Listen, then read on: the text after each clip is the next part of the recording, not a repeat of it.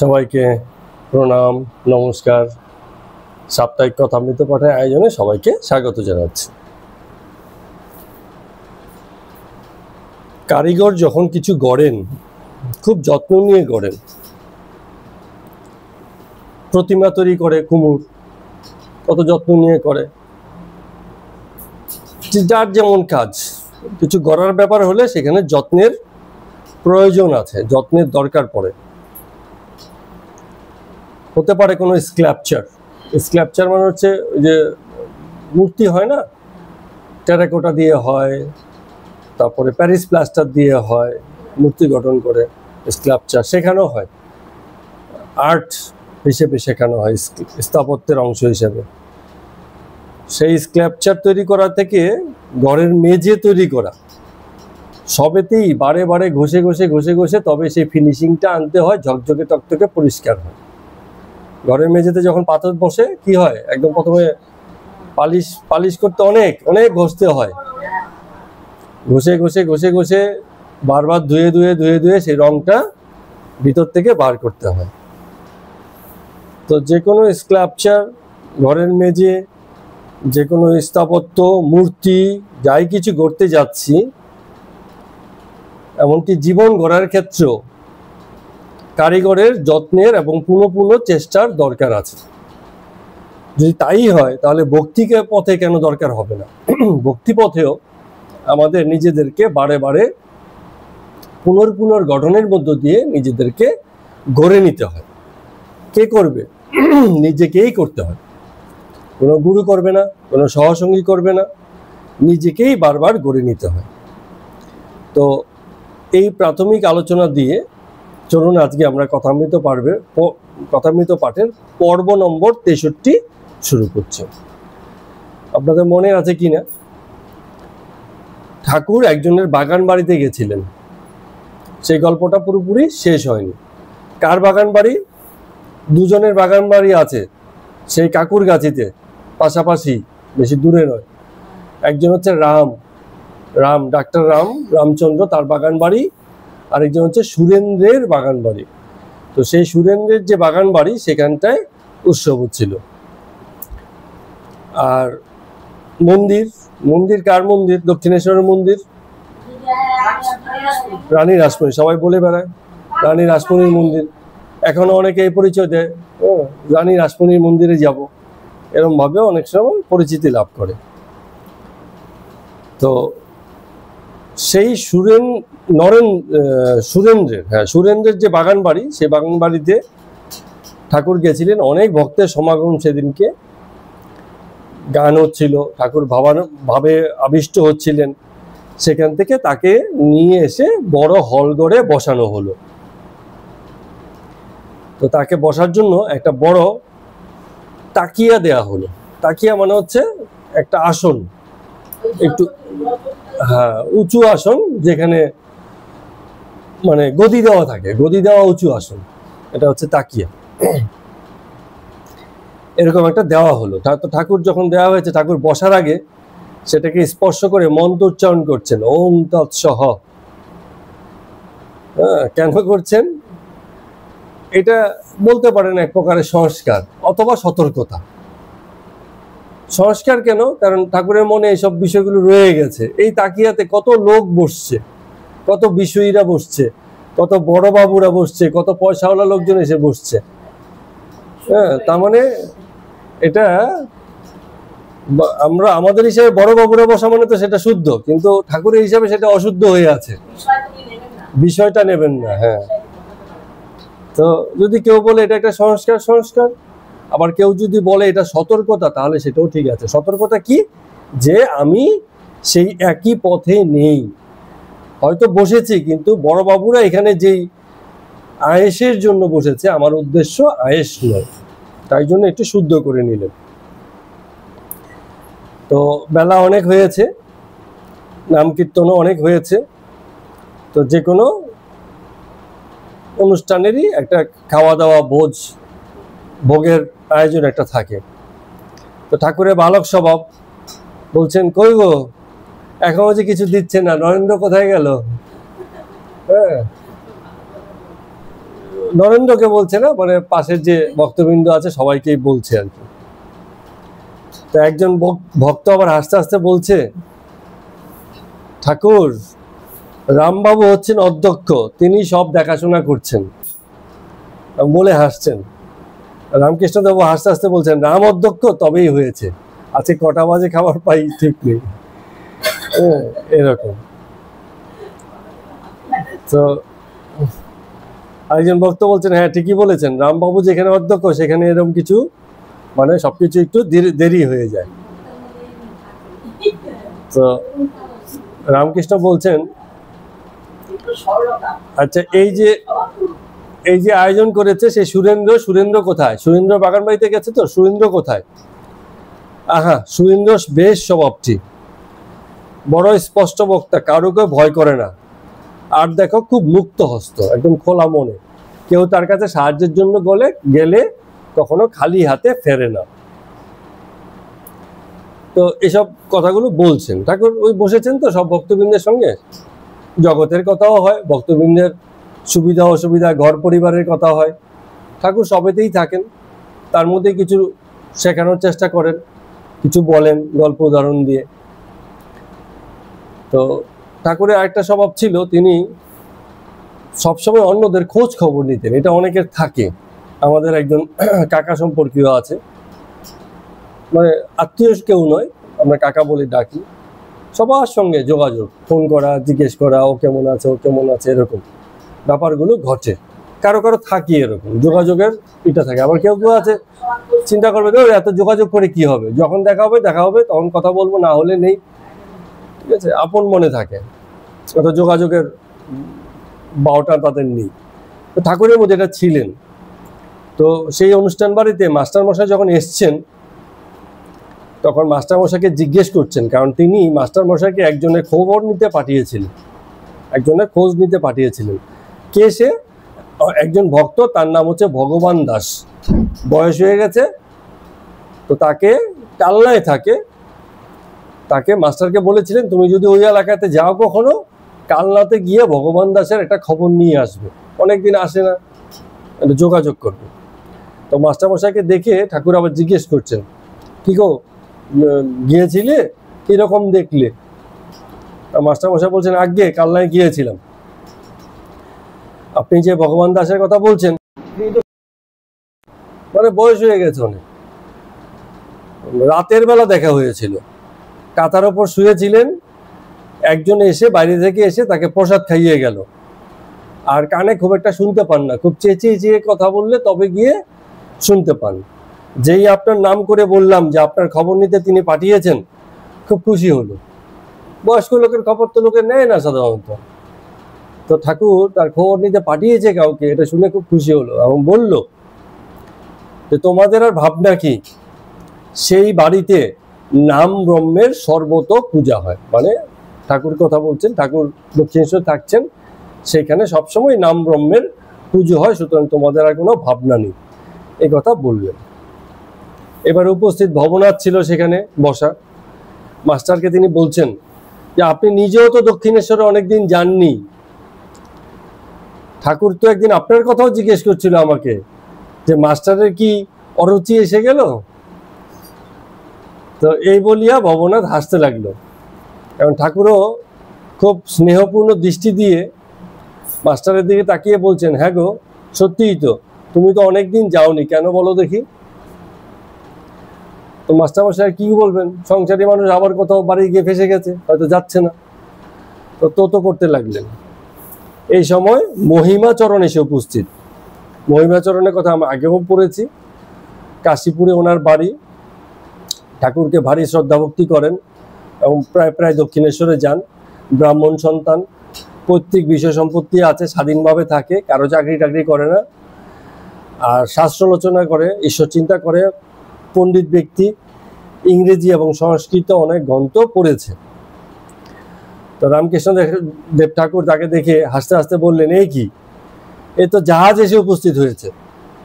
ও, সবাই হাসতে লাগলো, বলে এমন জায়গায় এসছে, এখানে তো সব ডিঙি ফিঙি আসে, আজকে তো একেবারে জাহাজ। তবে একটা কথা আছে, আষাঢ় মাস তো, তাই একটা জাহাজও এখন আসতে পারছে। মানে চারদিকে জল হয়ে গেছে, এখন জাহাজ চলে আসতে পারছে। হ্যাঁ, তো মহিমাচরণও এসব কথা শুনে হাসছে। রামকৃষ্ণদেব ঠাকুর বলছেন মহিমকে, বলে লোককে খাওয়ানো একরকম সেবা, কি বলো?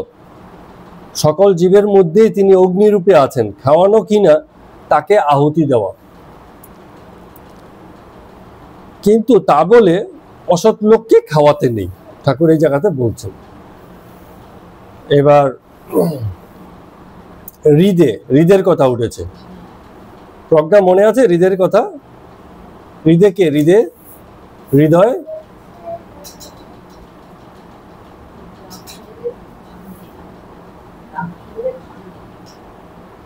হৃদয় ছিল রামকৃষ্ণদেবের ভাগ্নে, যে সবসময় রামকৃষ্ণদেবের সঙ্গে থাকতো, তার সেবা করত, তাকে শাসনও করত। এত শাসন করত, তার শাসনে অত্যাচারে এক সময় রামকৃষ্ণদেব ঠাকুর মানে আত্মহত্যা করতে গেছিলেন। বলে এই জ্বালা আর রাখতে পারছি না, তুই বড় জ্বালা করছিস, আমি বরং গিয়ে মরি, তোরে জ্বালা সইতে পারছি না, এরকম অবস্থা। তো সেই হৃদে একবার ঠাকুর বলছেন শিউরে মানে হচ্ছে শিউরি, বর্তমানে যেটা আমরা শিউরি বলি, বাড়ি। হ্যাঁ, এই শিউরিতে একবার লোক খাইয়েছিল। তো লোক যখন খাইয়েছে, হৃদে নেমন্তন্ন করেছে, কত রকম লোক নেমন্তন্ন করেছে, তার মধ্যে কয়েকজন খারাপ লোকও ছিল। তো ঠাকুর বলছেন, আমি দেখলুম, দেখে হৃদয়কে বললুম, তুই যদি ওদেরকে খাওয়াস তবে তোর বাড়ি থেকে আমি চললুম। এরকম, মানে এটাও এক প্রকারের সংস্কারই বলতে পারেন। অর্থাৎ সেবার নামে মন্দ লোককে খাওয়ানো যাবে না। বিষয়ী বা মানে কি বলবো এটাকে, নীতিহীন, হ্যাঁ, মানে যারা একটু সমাজে দুষ্কৃতি করে বেড়ায়, দুষ্কর্ম করে বেড়ায়। হ্যাঁ, না ওটা নয়, দুষ্কর্ম যারা করে বেড়ায়, অপরকে মেরে ধরে বেড়ায়, অপরের ক্ষতি করে বেড়ায়, এমন লোককে যদি খাওয়ায়, তখন তিনি বলছেন যে আমি তোর বাড়ি থেকে চললুম। তো এবার আবার মহিমকে জিজ্ঞেস করছেন, মহিম, এককালে তো তুমি লোকেদের খুব খাওয়াতে, এখন বুঝি খরচা বেড়ে গেছে? এই কথা বলাতে আবার সবাই খুব হাসাহাসি করছে। সব ভক্তরা বসেছে তো, এই কথা সেই কথা নানান কথা, হ্যাঁ, এরকম চলছে। আবার মহিমকে বলছেন, একবার ভিতরে যাও, গিয়ে দেখো ওরা সব কি করছে। আমি তো আর বলতে পারি না, না হয় একটু পরিবেশনও করলে। তো মহিমাচরণ অবস্থাপন্ন ঘরের লোক তো, বলছে আচ্ছা দেখা যাক না, নিয়ে আসুক দেখি। তো এই বলে তিনি একটু ভিতরে ঘরে গেলেন, গিয়ে আবার একটু পরে ফিরে এলেন। মানে মন নেই, অনেকে আছে দেখবেন, কেউ আসে অনুষ্ঠান বাড়িতে যায়, গিয়ে আবার সেবার কাজে লেগে যায়। অনেকে থাকে না, অনুষ্ঠান বাড়িতে গিয়ে একে ওকে দেওয়া তো যত রকম কাজ আছে নিজেই অংশগ্রহণ করে, কারণ অনুষ্ঠান বাড়িতে সত্যি সত্যি লোকের খুব দরকার হয়। সত্যি মনে পড়ে গেল যে আমাদের এখানে যে মহারাজ এসেছিলেন সেদিনকে যে অনুষ্ঠান হয়েছিল, মানে সেই লোকজনগুলো কিছু ছিল বলে রক্ষে, না হলে এতগুলো কাজ আমি আর একদম মা বা আরো কাছের কয়েকজন লোক খুব মানে ইয়ে পড়ে গেছিলাম। অনেক রকম কাজ তো, এটা বলছে এটা বলছে, খুব মানে কোন দিকে যাব, এটার অভাব, ওটা আনতে হবে, খুব তো কাজের বাড়িতে লোকের খুব দরকার হয়। তো এই জন্য ঠাকুর হয়তো বললেন, কিন্তু মহিমাচরণ সেই ধরনের লোক নন যিনি গিয়ে এই ধরনের কাজ করতে পারেন। তো উনি ভিতরে গেলেন বটে, কিন্তু আবার খানিকক্ষণ পরে বেরিয়ে অন্যদিকে মন দিয়ে দিলেন। যাই হোক, খানিকক্ষণ পরে সবাই বসেছেন, পাতা হয়েছে, এবার খাবারও আসছে। ঠাকুর এবং অন্যান্য ভক্তরা খুব সুন্দর প্রসাদ পেলেন। ওখানে যে পুষ্করিণী ছিল দুটো, তো ওখানে অনেকে ঘাটে হাতটা ধুয়ে, কেউ পান মুখে দিয়ে এদিক ওদিক ঘোরাঘুরি করছে, এদিক ওদিক নানান রকম কথা হচ্ছে। তো সেই সময় প্রতাপ এসে উপস্থিত। প্রতাপ এবং কেশব দুজন ওই ব্রাহ্ম সমাজের বিশেষ অগ্রগণ্য ছিল, এবং তাদের মধ্যে একসময় এত ভাব ছিল, লোকে জগাই মাদাই বলতো তাদের দুজনকে, এই দেখো জগাই মাদাই। তো প্রতাপ যখন এসছে, প্রতাপ আবার এসছে কোথা থেকে? দার্জিলিং থেকে, মানে কিছুকাল আগে উনি দার্জিলিং গেছিলেন, সেখান থেকে ফিরেছেন। তো রামকৃষ্ণদেব ঠাকুর বলছেন, তোমাকে দেখে তো মনে হচ্ছে না শরীর ভালো হয়েছে বলে, তোমার কি অসুখ করেছে গো? মানে প্রতাপ অসুস্থ হয়ে ওই শরীর উদ্ধারের জন্য পাহাড়ে আর কোথায় যেতে হয়, সাগরে। তাতে করে কি হচ্ছে, সাগরের হাওয়ায়, পাহাড়ের জল হাওয়ায় মানুষের শরীর কিন্তু নিরোগ হয়। তো বলছেন যে তোমার কি অসুখ করেছে গো? তো প্রতাপ বলছেন আমারও সেই অসুখ, ওনারটা যেমনটা হয়েছিল। ওনারটা বলতো ওই কেশবের যে অসুখ হয়েছিল, একদিন মনে আছে কেশবের বাড়িতে গেছিলেন, শরীর স্বাস্থ্য খুব মানে ভেঙে পড়েছিল, এরকম অসুখ। তো বলছে ওনার যেমন অসুখ হয়েছে আমারও ঠিক এইরকমই অসুখ হয়েছে। তো আবার কেশব বলছেন, প্রতাপ বলছেন কেশবের সম্পর্কে, বলছেন মানে যখন বলছেন সেই সময়টা কেশব হয়তো বেঁচে নেই। তো বলছেন যে কেশবের বৈরাগ্য বাল্যকাল থেকেই দেখা গেছিল, ছোটবেলা থেকেই কেশবের মধ্যে বৈরাগ্য ভাব, ভোগের ইচ্ছা খুব বেশি নেই, জগৎ বিষয়ে আসক্তি খুব বেশি নেই। তাকে খুব একটা ছোটবেলা থেকেই আহ্লাদ আমোদ করতে দেখা যেত না। অনেক আছে না যে মানে উৎসব, বয়সকালে যেসব দোষ হয় সেসবে মেতে থাকা, সেসব বিষয়ে তার ছিল না। হিন্দু কলেজে পড়তেন, সেই সময় সত্যেন্দ্রর সঙ্গে তার বন্ধুত্ব হয়, আর সেই সূত্রে শ্রীযুক্ত দেবেন্দ্রনাথ ঠাকুরের সঙ্গেও তখন আলাপ হয়। দেবেন্দ্রনাথ ঠাকুর তো মনে আছে, রবীন্দ্রনাথ ঠাকুরের বাবা। তো কেশবের মধ্যে সেই লক্ষণটা ছোটবেলা থেকেই ছিল। তো একই সঙ্গে যোগও ছিল, আবার একই সঙ্গে ভক্তিও ছিল। যোগ হচ্ছে কর্মযোগ, জগতের সকল কর্মের মধ্য দিয়ে জগতের সেবা করার ইচ্ছা, আবার ভিতরে ভিতরে অত্যন্ত ভক্তি। তো এত ভক্তি হতো যে মাঝে মাঝে মূর্ছা যেত, মানে জ্ঞান হারিয়ে ফেলতো। তো ওনার জীবনে একটা লক্ষ্য ছিল যে গৃহস্থ যারা আছে তাদের জীবনে ধর্মকে প্রতিষ্ঠা করা, এটা ছিল ওনার লক্ষ্য। এবং এটা এখন ধর্মের একটা প্রধান লক্ষ্যই হওয়া উচিত। ধর্ম শুধু সকাল বিকাল করলাম আধা ঘন্টা করে, বাকি সময় আর মানে বিষয় ভোগেই থাকবো, ওইসব ভুলে থাকবো, সেসব না। ধর্মটাকে প্রায়োগিক ধর্ম করতে হবে, হ্যাঁ, সাধারণের ধর্ম করে তুলতে হবে, তবে ধর্মটা সকলের কাছে সবসময়ের জন্য মানে গ্রহণীয় থাকবে। না হলে তো মুহূর্তের ব্যাপার, এই মুহূর্তে আছে একটু পরেই সেটা নেই। তো এই কেশব নানান বিষয়ে কথা বলছে, কেশব নয়, প্রতাপ নানান বিষয়ে কথা বলছেন। তো কথা বলতে বলতে মহারাষ্ট্রের কোনো একটা মেয়ের সম্পর্কে কথা বলছেন। দেশ বিদেশ ঘুরেছেন তো, তাই বিভিন্ন গল্প করছেন। বলছে মহারাষ্ট্রের মেয়েরা কেউ কেউ সেই সময়টাতে বিলেতেও গেছে পড়াশোনা করতে। তখন তো মানে খুব মুশকিল, বিলেত মানে হচ্ছে তখন এরকম বলা হতো যে বিলেতে যায় তার ধর্ম নষ্ট হয়, এরকম বলেছে, লোকে বলতো। তো বিলেতে গেছিল, কিন্তু বলছেন যে সেখানে গিয়ে খুব পণ্ডিত হয়েছিল, মানে পড়াশোনা করে খুব নাম করেছিল, কিন্তু পরবর্তীতে তিনি খ্রিস্টান হয়ে গেছিলেন। তো প্রতাপ এবার ঠাকুরকে জিজ্ঞেস করছেন যে তার নাম কি আপনি শুনেছেন? তো রামকৃষ্ণদেব ঠাকুর বলছেন না না, আমি নাম শুনিনি, কিন্তু তোমার মুখে শুনলাম। তো এই যে তুমি বলছো যে খুব পাণ্ডিত্য অর্জন করলো আবার খ্রিস্টান হয়ে গেল, এটা অনেক সময় হয়, কারো কারো লোকমান্য হবার খুব ইচ্ছে হয়, এবং তখন এই পাণ্ডিত্য প্রতিষ্ঠার কাছে বিক্রি হয়ে যায়। এটা খুব মানে আমারই কথা, খুব বেশি পণ্ডিত হয়েছে, কোনো একটা বিশেষ প্রতিষ্ঠার জন্য সে সারেন্ডার করে যায়। যদি তাই না হয়, বিভিন্ন বিশ্ববিদ্যালয়গুলোর উপাচার্য পদের জন্য কি ভীষণ রকম লড়াই আর লবিং হয়। উপাচার্য হচ্ছে একটা বিশ্ববিদ্যালয়ের সর্বোচ্চ পদ, প্রিন্সিপাল যাকে আমরা বলতে পারি। সেই পদ পাওয়ার জন্য অন্যান্য যারা অধ্যাপক আছে, যোগ্য যারা আছে, হয়তো 4-5 জন যোগ্য থাকেন, তার মধ্যে যার লবিং বেশি, যে কিছু খরচাপাতি করেছে, কি কোনো রকম যোগাযোগ মেনটেন করতে পেরেছে, তাকে সেই পদটা দেয়া হয়। কি মুশকিলটা বুঝুন। তার মানে কি, সেই পদ পাওয়ার জন্য এত পণ্ডিত তারপরও লালায়িত হয়। তার মানে কি, পাণ্ডিত্য প্রতিষ্ঠার কাছে, ওটা একটা প্রতিষ্ঠা, যে সর্বোচ্চ পদ পেয়েছি, প্রতিষ্ঠার কাছে কি হচ্ছে, বিক্রি হয়ে যায়। তো এই যে এত পাণ্ডিত্য অর্জন করেছে, তারপরে আবার খ্রিস্টান হলেন। কেন খ্রিস্টান হলেন? কারণ তখন মানে বাঙালি হিন্দুরা পড়াশোনা করে, বা ভারতীয়রা পড়াশোনা করে শ্রেষ্ঠত্ব পেত বটে, কিন্তু প্রতিষ্ঠা মানে পাওয়ার সুযোগ ছিল কম, সুযোগ পেত না। বাঙালি বিজ্ঞানী যারা ছিল, ওই ইংরেজ বা অন্যান্য দেশের বিজ্ঞানীরা, তাদের যেরকম প্রতিষ্ঠা ছিল, তাদেরকে সুযোগ দেয়া হতো না।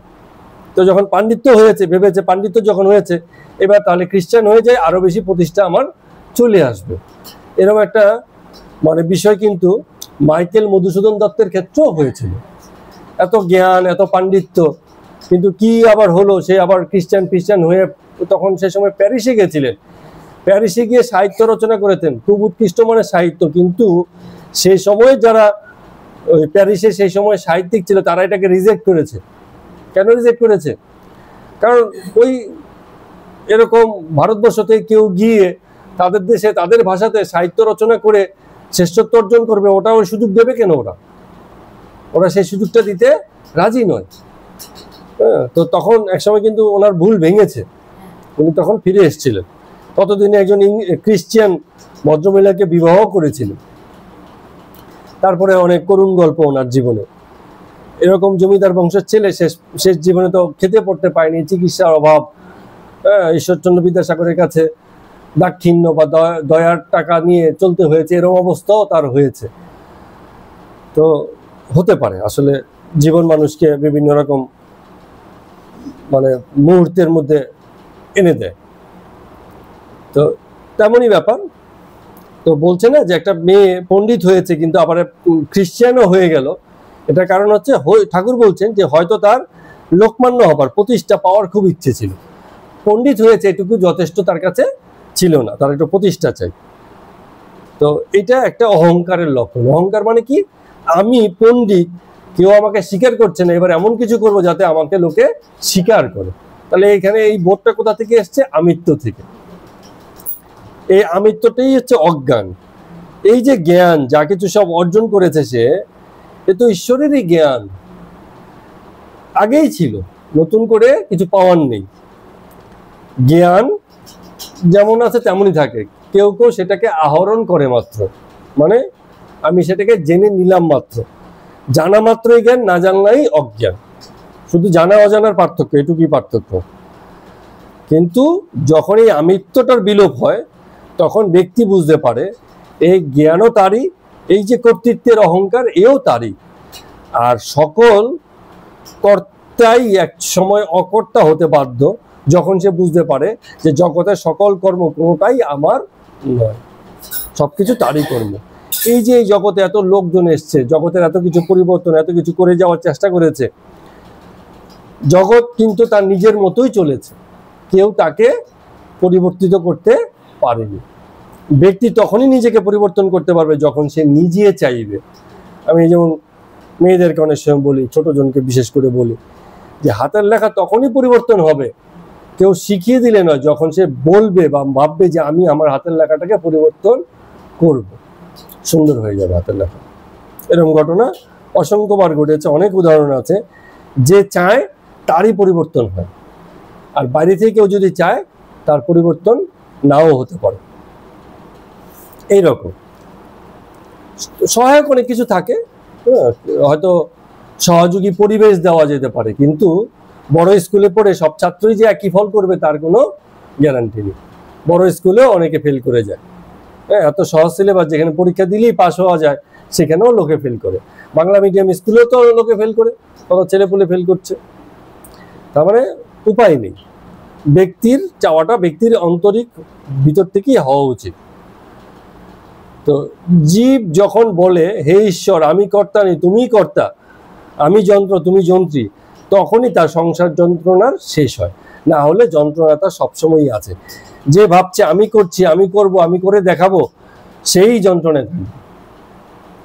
আর যদি সব ঈশ্বরের উপর ছেড়ে দেয়, জীবের অহংকারও যায়, তার মনও কিন্তু শান্ত হয়ে আসে। আমি করলাম বা আমি করতে পারলাম না, দুই যন্ত্রণা। আমি করেছি এটাও যন্ত্রণা, আমি করতে পারিনি এটা আমার ব্যর্থতা, এটা বলাটাও যন্ত্রণা। তা একজন বলছেন যে মহাশয়, কেমন করে জানা যায় যে ঈশ্বর দর্শন হয়েছে? ঠাকুর আবারও বললেন যে ঈশ্বর দর্শনের 4টি লক্ষণ হয়। এর আগে আমরা বলেছি, বালকবধ, পিশাচবধ, জড়বধ, উন্মাদবধ। বালকের মতো স্বভাব হয়ে যায় তখন তার, যে ঈশ্বর দর্শন হয়। ঈশ্বরের বোঝ যার মধ্যে আছে, সূচি অসুচি জ্ঞান থাকে না। আমরা যেগুলোকে সূচি অসুচি, রীতিনীতি, নিয়ম কানুন, আচার বিচার বলি, সেসব জ্ঞান তার থাকে না। তো এটাকে বলে পিশাচ বোধ। আবার কি হচ্ছে, কখনো হাসে কখনো কাঁদে, এটা হচ্ছে মানে উন্মাদ বোধ, কোনো ঠিক নেই। আর জড়বোধ হচ্ছে কখনো এত চুপ মেরে যায় আর কোনো কথা নেই, আপন মনেই রয়ে গেছে। এই যে এগুলো হচ্ছে মানে ঈশ্বর দর্শনের লক্ষণ। একজন বলছে যে তাহলে ঈশ্বর দর্শনের পরে কি অহংকার একেবারেই চলে যায়? তো ঠাকুর বলছেন যে একদম যায় না, অনেকটা যেন 5 বছরের বালকের মতো থাকে। 5 বছরের বালকের অহংকার কিরকম, ও জানে না ও কি করছে, এরকম অহংকার, আমি বোধ থেকে হয় না। হ্যাঁ, আমাদের এক পিসতুতো ভাই ছিল, ছোট অবস্থায় ওকে দেখেছি, মানে কি অদ্ভুত, মানুষকে ঝটাঝট গালের মধ্যে চড় মেরে দিত, কোনো কারণ নাই, গিয়ে বসেছে পাশে, হঠাৎ করে মেরে দিয়ে দৌড়, কি কারো গায়ে থুতুই ছিটিয়ে দিল, ছোট বয়স তখন তার।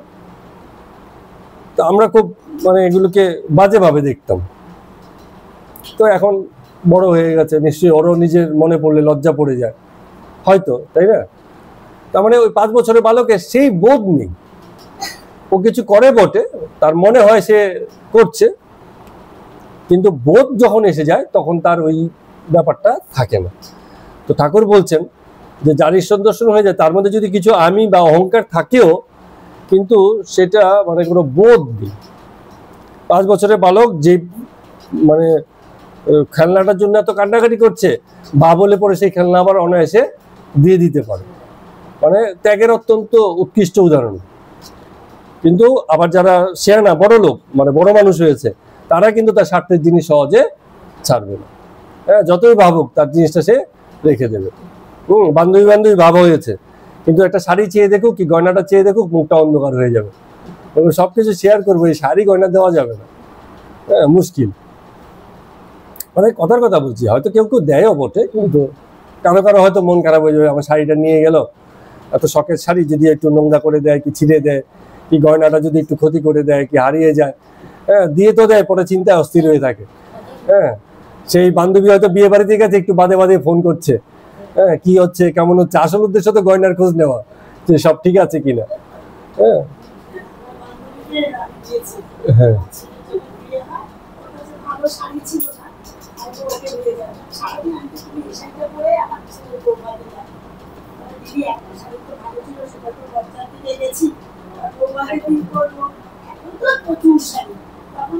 ছিল না, আমি হচ্ছে আমার শাড়ি বিয়ে করেছিলাম, এটা করে তুই বৌভাতে একটাই বিয়ে দেখেছি, বরযাত্রী দেখেছি, আমার বৌভাতে আমার খুব প্রিয় বান্ধবী। এখন আগের থেকে বড়, কিন্তু আমাদের দুজনের আমি মানে খুব থাকি। এখন অনেক অবস্থা, বিয়ে দেওয়ার পরে অনেকটাই। তো ঠাকুর সেই কথাই বলছে যে 5 বছরের বালকের যেমন অহংকার থাকে, তেমন একটুখানি সামান্য থাকে, কারো কারো আছে এরকম, ছেলে মানুষের ব্যাপারটা থাকে, কিন্তু সেই অহংকারটা থাকে না, নামমাত্র থাকে। আচ্ছা, এবার ওই প্রতাপকে রামকৃষ্ণদেব ঠাকুর জিজ্ঞেস করছেন, তুমি তো বিলাতে গিয়েছিলে, কি দেখলে আমাকে বলো। কারণ ওনার এইসব ব্যাপারে খুব আগ্রহ ছিল, শোনার আগ্রহ থাকতো, লোকের কাছে খুঁটে খুঁটে জিজ্ঞেস করতেন। তো বলছে, প্রতাপ বলছে যে বিলাতের লোকেরা আপনি যাকে কাঞ্চন বলেন তারই পূজা করে। কাঞ্চন মানে কি? ধন সম্পদ, অর্থ, প্রতিপত্তি, বাড়ি গাড়ি, এটা সেটা, এইসব। বলে বিলাতে গিয়ে দেখলাম সবাই এসবেরই পূজা করে, জগৎ ভরেই তাই। অবশ্য কেউ কেউ আছে তাদের মধ্যেও যারা এসবের মধ্যে থেকেও যেন মনে হয় অনাসক্ত। আগাগোড়াই রজগুণের কাণ্ড। রজগুণ মানে হচ্ছে কি? রজগুণ অর্থ কি? প্রজ্ঞা। রজ মানে কি?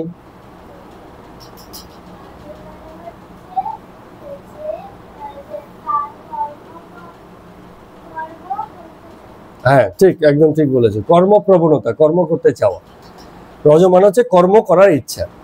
তো বিদেশের লোকেরা, তাদের আধ্যাত্মিক ভাবটা অত জোরালো নয়, তারা কর্মমুখী জীবন, অর্থাৎ কাজ করবে, সম্পদ আহরণ করবে, জীবনকে উপভোগ করবে, এটাই হচ্ছে তাদের জীবনের লক্ষ্য বা উদ্দেশ্য থাকে। তো ঠাকুর বলছেন যে যখন রজতা থাকে না, তখন তমতাও পাশাপাশি এসে যায়।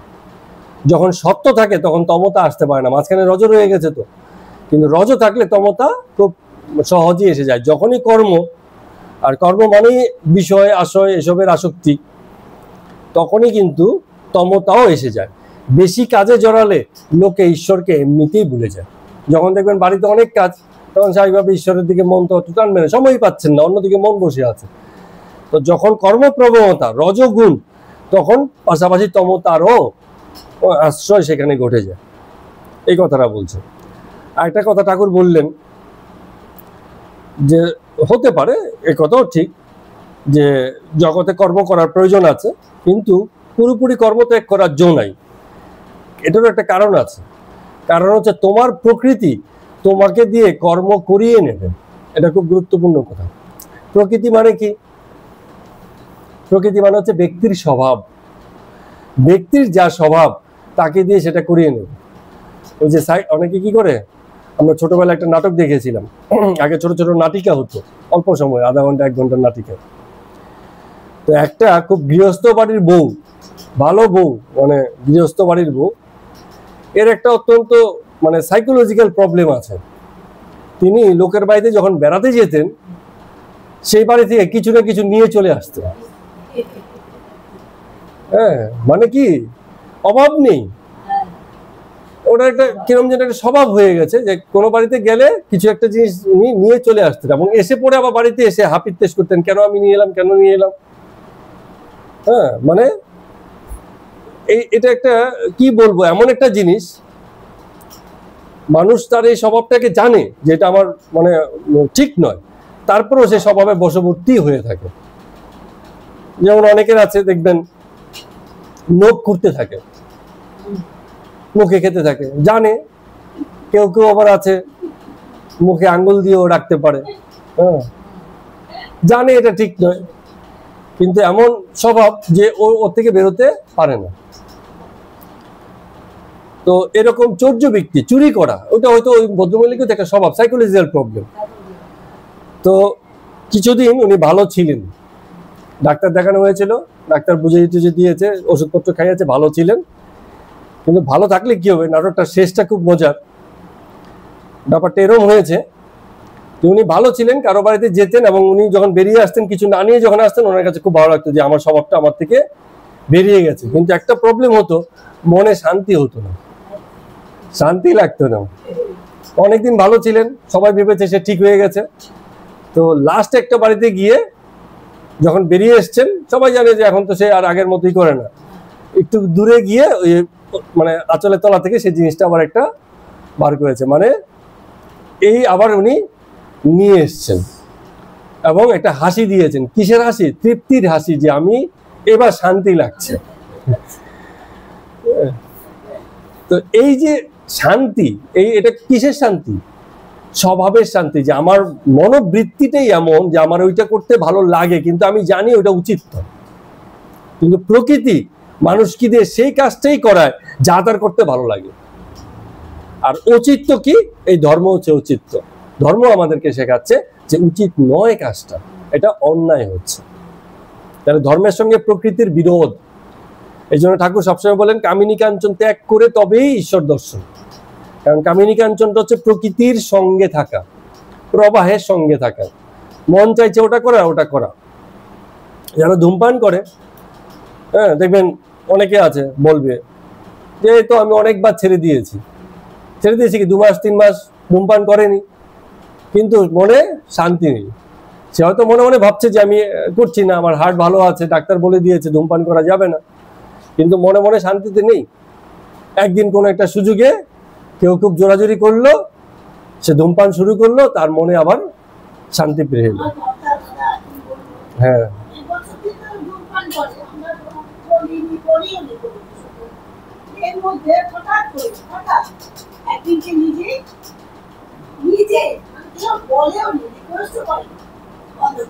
আচ্ছা, হ্যাঁ,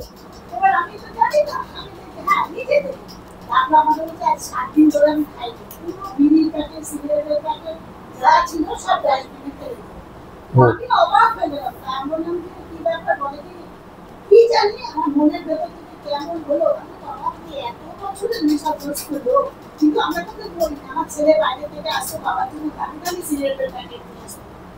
আপনি এইবার বলছেন বাবা আমি মারবি না, কিন্তু আপনি খাওয়া দাওয়া বন্ধ করে খেতে দিয়ে চলে আসো। এখন পর্যন্ত মানে কি বলি, আমার ভগবান আমার মন থেকে এমন করে দিয়েছে, এগুলো তোকে বলে বলে হয় না। আমার মনই আর চাইছে না। আমি বাবা এতদিন এই হ্যাঁ, ভোগ পূর্ণ হয়ে গেছে, এখন আর মন চায় না। হ্যাঁ, আমি যদি তোমার মনে বলি না, এবারে যে চা খেতে যাবে বন্ধু বান্ধবরা যদি কেউ বলে ঠান্ডা মানে ছেড়েছি মানুষ বলতে এটা কি, এটা ঈশ্বরই আমাকে করে দিয়েছে। আমাকে কিন্তু কেউ বলেনি যে তুই ছাড়, বা তুমিও আমাকে কোনোদিন বলো নিজের ছেলে খাওয়া ছেড়ে দাও। আমি না নিজের মন হঠাৎ করে হ্যাঁ, এই দৃঢ়তাটা এসে যায় কখনো কখনো। এই কথায় মনে পড়ে গেল শরৎচন্দ্র চট্টোপাধ্যায়ের একটা উপন্যাস ছিল, উপন্যাসের নাম আমি ভুলে গেছি।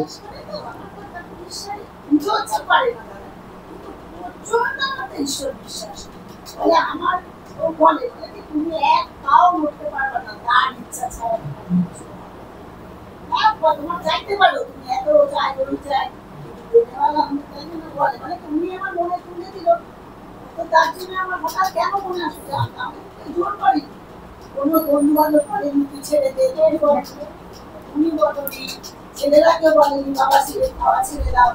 আমার মনেই হঠাৎ করে না আমার দুধে কোনো দোষ আছে, হার্টের প্রবলেম আছে, তার জন্য আমাকে থাকতে হবে না। ওই একসময় ভোগ শেষ হয়ে যায়, আর ইচ্ছে হয় না। একসময় ভোগ শেষ হয়ে যায়, ঠাকুরও বলছেন যতক্ষণ ভোগ শেষ না হয় ততক্ষণ চলতে থাকে। যেদিন ভোগ ইচ্ছা শেষ হয়ে যাবে, ও আর বললেও হাজার বললেও আর তখন কাজ হবে না। তো ঠাকুরও এক জায়গাতে এসে বলছেন, তো এই যে লোকমান্য হবার ইচ্ছে, যে কথাটা দিয়ে এত কথা বলা হচ্ছে, যে লোকের এরকম লোকমান্য হবার ইচ্ছে হয়, যে সবাই ভাবে যে আমি এবার একটুখানি বিশেষ হব, বা আমার যা কিছু আছে সেই জায়গা থেকে আমি বিশেষ হয়ে উঠবো। তো বলছে এ খুব ভারী কঠিন বিষয়। হ্যাঁ, এটা মানে সহজেই আসক্তিতে মানুষকে আবদ্ধ করে দেয়। তো লোকে হয়তো ভাবছে যে আমি লোকের সেবা করছি, কিন্তু এই সেবা করতে করতে এই লোকমান্য হবার ইচ্ছা থেকে কোথা দিয়ে যেন সে নিজেও জানতে পারে না, তার ভিতরে একটা অহংকারের জন্ম নিয়ে নেয়। করছে সেবা, কিন্তু ভিতরে ভিতরে একটা অহংকার দাঁড়িয়ে যায়, আমি লোকের সেবা করছি। হ্যাঁ, ওই ভাবনাটা এসে যায়, তখনও পর্যন্ত এসে যায়। হ্যাঁ, তো রামকৃষ্ণদেব ঠাকুর এখানে এসে আরেকটা জায়গাতে বলছেন, যখন কলিকাল তখন একটাই উপায়, সেটা হচ্ছে ভক্তিযুগ। আবার উল্লেখ করছেন নারদীয় ভক্তি, যেটা আমরা শুরু করেছি। নারদীয় ভক্তি কি জিনিস? যে ঈশ্বরের গুণগান করা, তার প্রতি ব্যাকুলতা রাখা, তার সঙ্গে প্রেম করা, তার সঙ্গেই থাকা। এখানে অত জ্ঞান ভক্তি এত মানে ঈশ্বর ব্যাপার নেই, বিচারের থেকেও তার সঙ্গে থাকাটা গুরুত্বপূর্ণ। তেমন যদি হয় তাহলে কর্মযোগটা, কঠিন কর্মযোগ তখন খানিকটা হলেও সহজ হয়ে যায়। তো যখন কর্মের ব্যাপারে ব্যক্তি অনাসক্ত হয়ে যায়, তখন কর্মবন্ধনও আস্তে আস্তে কাটতে শুরু করে। অনাসক্ত হলে কর্মবন্ধন কাটতে শুরু করে। তো এবার ওই ভক্ত একজন বলছেন যে হ্যাঁ, বিলাতের ব্যাপারটা কি জানেন তো, সবাই সেখানে কর্ম করো, ওদের এখানে কর্মই ধর্ম। আমাদের এখানে তা নয়। কিন্তু ভারতবর্ষের মাটিতে কর্মকে ধর্ম বলা হয়নি, কারণ কারা সবচেয়ে বেশি ধর্ম করে? সন্ন্যাস। আর সন্ন্যাস মানে হচ্ছে কর্মনিবৃত্তি, কর্ম থেকে অবসর, কর্মের শেষ। তার মানে আমাদের ধর্ম কি?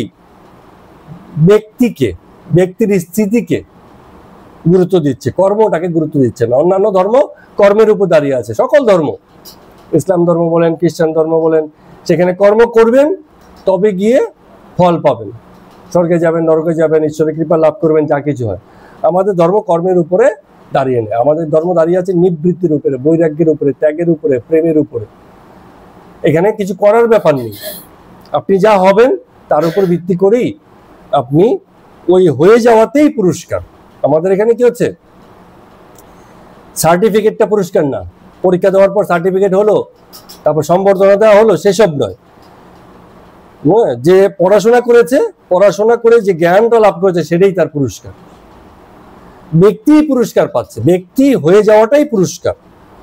সুশিক্ষিত হয়ে যাওয়াটাই পুরস্কার, এর বাইরে আর কোনো পুরস্কারই পুরস্কার নয়। তো এই জন্য ঠাকুর এক জায়গাতে এসে বলছেন যে আমাদের ভারতবর্ষের কর্ম হচ্ছে নিষ্কাম কর্মই একমাত্র কর্ম, বাকি কোনো কিছুই কর্ম নয়। নিষ্কাম ভাবে থেকে যদি কর্ম করা যায় তবেই সেটা কর্ম হলো, আর সকাম ভাবে যদি কর্ম হয় সেসব কোনো কর্মই নয়, কর্ম বলেই স্বীকারোক্তি আসেনি। তো এবার শম্ভু বলে একজন আছে, তিনি বলছেন যে ঠাকুর আমায় আশীর্বাদ করুন, আমার যা টাকা পয়সা আছে তা যেন আমি সঠিকভাবে ব্যয় করে যেতে পারি, হাসপাতাল, ডিসপেন্সারি, রাস্তাঘাট, মানুষের সেবা, লোকের জলের অভাব কুয়ো করে দেওয়া, এসব যেন করে যেতে পারি। এখন ঠাকুর বলছেন যে যদি অনাসক্ত হয়ে করতে পারো তো ভালো, না হলে তো হিতে বিপরীত হয়ে যাবে। তোমার একটা কথা মনে রাখতে হবে, তোমার মানব জীবনের উদ্দেশ্য হচ্ছে ঈশ্বর লাভ করা, ঈশ্বরকে প্রাপ্তি তোমার জীবনের উদ্দেশ্য। ওই লোকের সেবা করবে, হাসপাতাল করবে, ডিসপেন্সারি করবে, লোককে ভালো মন্দ খাওয়াবে, সেটা তোমার জীবনের উদ্দেশ্য নয়। ব্যক্তির জীবনের উদ্দেশ্য হচ্ছে ঈশ্বর লাভ। তুমি ঈশ্বরকে জানলে, বুঝলে, ঈশ্বরের সাথে একাত্ম হলে তোমার জীবন সার্থক। আর তোমার কিছু কারো সেবা না করলেও চলবে। মনে করো ঈশ্বর এসে তোমার সামনে দেখা দিলেন, তুমি তাকে কি বলবে? যে ঈশ্বর, তোমার দেখা যখন পেয়েছি, আমার এলাকায় একটা হাসপাতাল করে দাও তো, একটা ডিসপেন্সারি করে দাও তো, কিছু লোক না খেয়ে আছে ওদেরকে খাইয়ে দাও তো। ঈশ্বরের কাজ যদি এরকম লোক খাওয়ানো হতো তাহলে জগতে কেউ আর অভুক্ত থাকতো না, ঈশ্বর সবাইকে খাইয়ে দিত। ঈশ্বরই যেখানে লোককে অভুক্ত করে রাখছেন তো সেখানে মানুষের কি ক্ষমতা যে লোককে খাওয়াবে? আবার যাকে খাইয়ে দিচ্ছেন তো অনেকেই খাইয়ে দিচ্ছেন, এত খাবার খেতেই পাচ্ছে না, এরকমও আছে। তো তাহলে উদ্দেশ্যটা লোক খাওয়ানো, লোকের সেবা করা, হাসপাতাল করা, ডিসপেন্সারি করা, কাউকে ধর্মপথে আনা।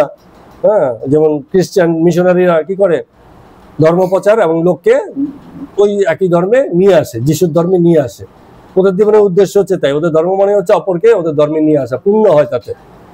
ইসলাম ধর্ম তাই, কাউকে মুসলমান বানাতে পারলে ও হেভি পুণ্য হয়ে গেছে, মানে কি বলে স্বর্গ পাকা, স্বর্গপ্রাপ্তি। আমাদের এখানে এইসব কিছু নেই। কোনো সনাতন ধর্ম বা হিন্দু ধর্মের লোক অন্য কাউকে বলে না তুমি সেটা করো, এমন কোনো পদ্ধতিও নেই। হিন্দু ধর্মে বা সনাতন ধর্মে মানে রূপান্তরিত হওয়া যায় না, ওই আচরণ ওইভাবে থাকলেই তুমি সনাতন। তুমি খ্রিস্টান হয়েও সনাতন হতে পারো, হিন্দু হতে পারো, যদি হিন্দুর যে ধর্মাচরণ, ধর্মবুদ্ধি সেগুলোকে তুমি ধারণ করতে পারো, আর কিছু করা লাগবে না। ধারণটাই ধর্ম সেখানে। ওই একটা মানে কিছু করলো, জল পরে খাইয়ে দিল, বললো হ্যাঁ আজকে থেকে তুমি খ্রিস্টান, আজকে থেকে তুমি মুসলমান, এইসব ওখানে নেই। তো ঠাকুর এই কথাগুলোকে বলছেন। এবার সবচেয়ে একটা সুন্দর কথা বলছেন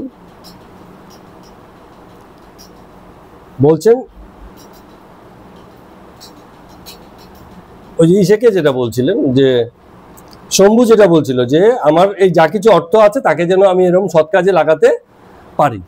এই ক্ষেত্রে মানে সবচেয়ে বড় কথা হচ্ছে যে ঠাকুর যে কথাটা ইঙ্গিত করছেন সেটাকে আমি একটু পরিষ্কার করে বলতে চাই, যে ব্যক্তির স্থিতি যদি ঠিক থাকে না, তার দ্বারা সেবার কাজ এমনি হয়ে যায়।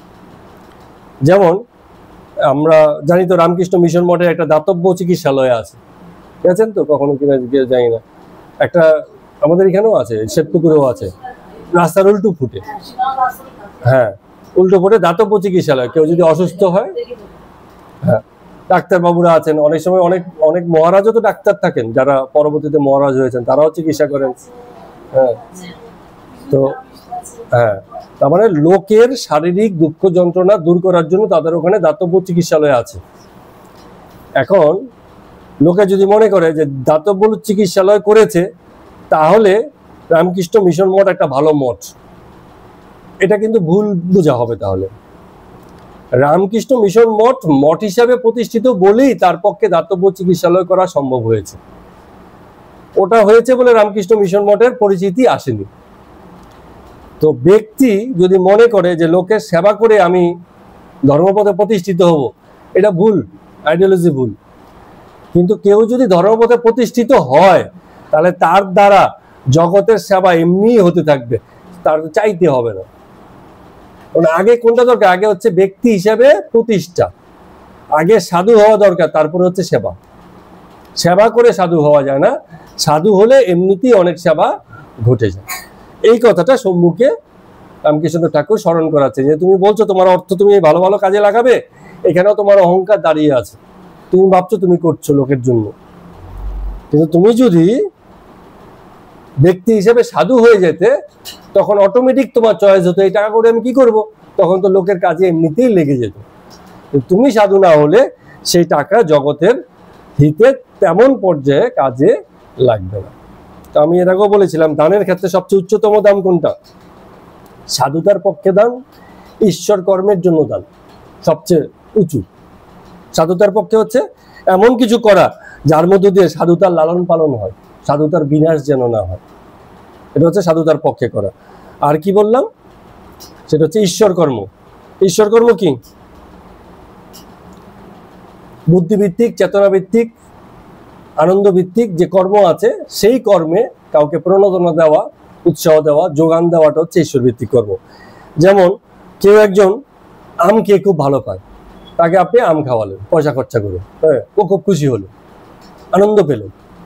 আরেকজন হরিনাম করতে খুব ভালো পায়, তাকে আপনি একটা করতাল কিনে দিলেন, সে এখন সারাদিন ভরে ভরে হরিনাম করছে।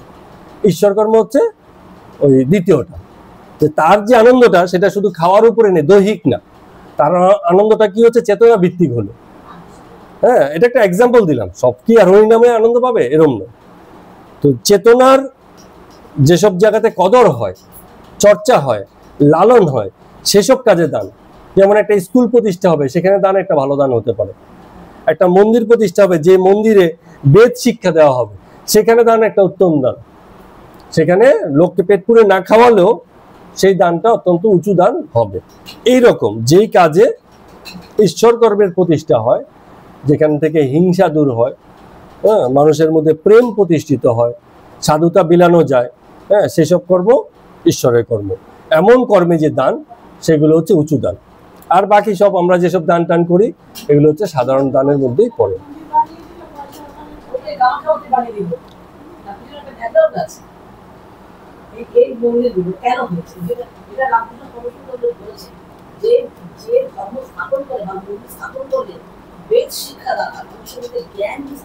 হ্যাঁ,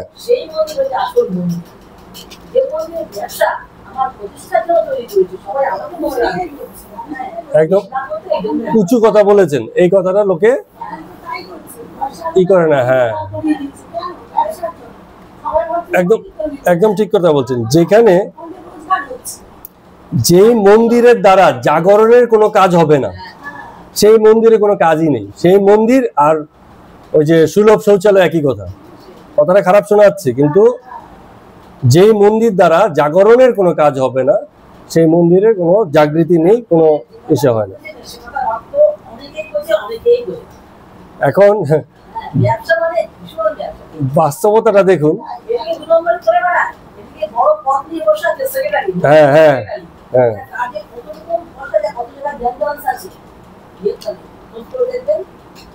এই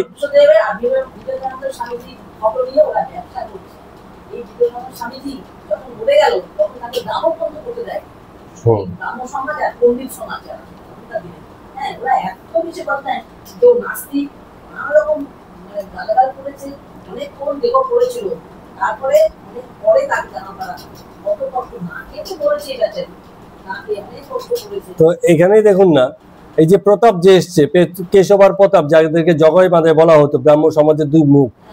কেশবের মৃত্যুর পরে মন্দিরে বেদি লুয়ে প্রতাপের সঙ্গে তার বাড়ির লোকের লেগে গেছে। মানে কি হচ্ছে, ওই যখন একটা প্রতিষ্ঠান দাঁড়ায়, এই জন্য ঠাকুর রামকৃষ্ণদেব ঠিক কাজ করেছে, কোনো প্রতিষ্ঠান নেই, যা হবে সব উপরি উপরি, ওই দলবল করে গ্রুপ করে, হ্যাঁ, মোৎসব করা, আর মানে আমার ভক্ত আমারই লেভেল লাগিয়ে দেওয়া, এসবের কোনো আয়োজন সেখানটায় নেই। হ্যাঁ,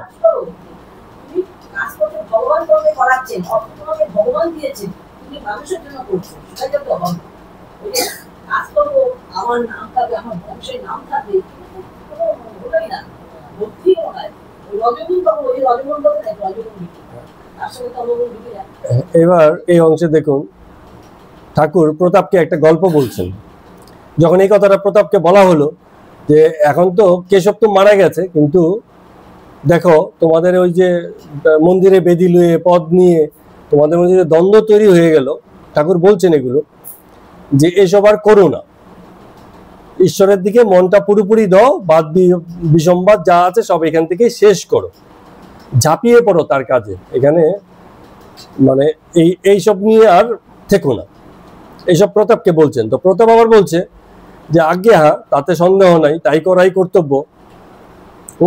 শুধু আমার একটাই লক্ষ্য যে তার নামটা যাতে করতে পারি। তো এই কথাতেও রামকৃষ্ণদেব ঠাকুর হাসছেন, এটাও আমাদের অনেক সময় আছে, তার নামের উপর দিয়ে আমরা অনেক কিছু চালাতে রাজি হয়ে যাই, তার নামে সব চলে, আমার বিষয় আসক্তি, আমার ভোগের ইচ্ছা, আমার এটা সেটা সবই তার নাম দিয়ে চালিয়ে দিই। এখন ঠাকুর একটা খুব ভালো গল্প বলছেন, দেখুন এই গল্পটা বলি আমরা শেষ করব। সুন্দর গল্প, খুব শোনো, সুন্দর গল্প। ওই যে বলছে তার নামের উপর যে চালাচ্ছে না, তো এইটা সবসময় চলে না, মানুষের স্বার্থবুদ্ধি যখন ভেঙে যায় তখন দেখেন কিরম উল্টে যায়। বলছে এক লোক একটা পাহাড়ের উপরে অনেক কষ্ট করে একটা ঘর করেছিল, কুড়ে ঘর থাকবে বলে। সাধারণ লোক পাহাড়ের উপরে একটা কুড়ে ঘর করেছে, যেভাবেই হোক, পাহাড়ে তো এমনিতেই মালপত্র তোলা টোলা খুব সমস্যার জায়গায় হোক, সেভাবে কষ্ট মষ্ট করে সে একটা কুড়ে ঘর করেছে, সেখানে গিয়ে সে মাঝে মাঝে থাকে। তো একদিন মানে প্রচন্ড ঝড় উঠলো। তো ঝড়ে কি হয়, গাছপালা ভেঙে যায়, পাহাড় ধসে যায়, কত গল্প তো বলছেন একটু আগে। তো সে যে কুড়ে ঘর করেছে সেই ঘরটাও খুব টলমল করতে লাগলো, এই পরে এরম অবস্থা। তখন সেই ঘরটা রক্ষা করার জন্য সে ভারী চিন্তিত হলো। সে তখন প্রার্থনায় বসলো পবনদেবের কাছে। পবনদেব হচ্ছে কি, বায়ুদেব। হ্যাঁ, তো পবনদেবকে তখন বলছে যে দেখো বাবা পবনদেব, ঝড় পর যাই হয় আমার ঘরটা কিন্তু তুমি ভেঙো না। হ্যাঁ, এখন পবনদেব তো এসব শুনতে রাজি নয়, যখন ধস নামে তখন তো মন্দির টন্দির সব নিয়েই যায়, কোনো শুনতে রাজি নয়। এখন পবনদেব ঝড় উঠিয়েই যাচ্ছে। এখন লোক ভাবছে ব্যাপারটা তো ভালো দেখছে না, এত প্রার্থনা করছি পবনদেবের কাছে, কিন্তু যেভাবে ঘর নড়ছে এ তো রাখতে পারবো বলে মনে হচ্ছে না। হঠাৎ মাথায় একটা বুদ্ধি এসে গেল, পবন পুত্র হনুমান, হনুমান হচ্ছে পবনের ছেলে, পুত্র। তো বলছে ছেলের নাম দিয়ে বলি তাহলে খুব ভালো হবে। তখন সে প্রার্থনা করতে শুরু করলো যে হে পবনদেব, এই ঘর আমার নয়, হনুমানের ঘর, একে ভেঙো না। তাহলে যদি ছেলের কথা একটু দয়া করে, তাহলে হনুমানের ঘর ভেঙো না। তো বারবার বলছে হনুমানের ঘর ভেঙো না, তারপরও মরমর করে এদিকে শব্দ হচ্ছে, এদিকে শব্দ হচ্ছে, ভাঙবে, অবস্থা খুব খারাপ। হ্যাঁ, কিন্তু পবনদেব কথা শুনছে না। বলছে তাহলে হনুমানের কথা যদি কাজ না হয়, এবার লক্ষণের কথা বলি। বলছে এই ঘর হনুমানেরও ঘর, লক্ষণেরও ঘর, পবনদেব এই ঘর কিন্তু তুমি ভেঙো না। তো লক্ষণের কথাতেও কাজ হচ্ছে না, যে পরিমাণ ঝড় উঠছে তাতে ওই ঘর ভেঙে যাওয়ার মতো অবস্থা। বলে লক্ষণে যখন কাজ হচ্ছে না, আরেকটু উপরে যায়, রামের কাছে যায়, বলছে হে পবনদেব, এটা হনুমানের ঘর, লক্ষণের ঘর, রামের ঘর, তুমি কিন্তু ভেঙো না, দোহাই তোমার ভেঙো না। এই করতে করতে অবস্থা এমন হয়ে গেছে, বুঝতে পারছে এই ঘর আর রাখা যাবে না। তখন সে বেরোতে বেরোতে বলছে দুঃশালার ঘর, ভাঙলে ভাঙো, রাখলে রাখো, তোমার ব্যাপার, আমি বেরিয়ে যাচ্ছি। তো ঠাকুর ওই যে ঈশাকে, প্রতাপকে এই কথাটাই বললেন, তুমি বলছো সব তার নামে করছি, যখন স্বার্থবুদ্ধি আসবে সব ফেলে রেখে তুমি নিজের মতো করে ঠিক বেরিয়ে যাবে। নিজের ঘর, হনুমানের ঘর, লক্ষণের ঘর, রামের ঘর, কারো ঘরে তখন তোমার মায়ে থাকবে না, প্রাণ বাঁচানোর জন্য সব ফেলে রেখে বেরিয়ে যাবে, তখন হয়ে যাবে শালার ঘর। তো কর্ম এরম ভাবে লোকে করে যে প্রথম বড় বড় মানে ডায়লগ বাজি দিয়েই করে, পরবর্তীতে দেখা যায় সেসব জিনিসগুলো আর তখন টেকে না। এরম ভাবে শিক্ষামূলক হিসাবে ঠাকুর প্রতাপকে শেখালেন, বুঝালেন, আমরাও খানিকটা যেন বুঝলাম বা শিখলাম। তো আজকের মতো কথামৃত পাঠ আমরা এখানেই শেষ করছি। সবাইকে প্রণাম এবং নমস্কার।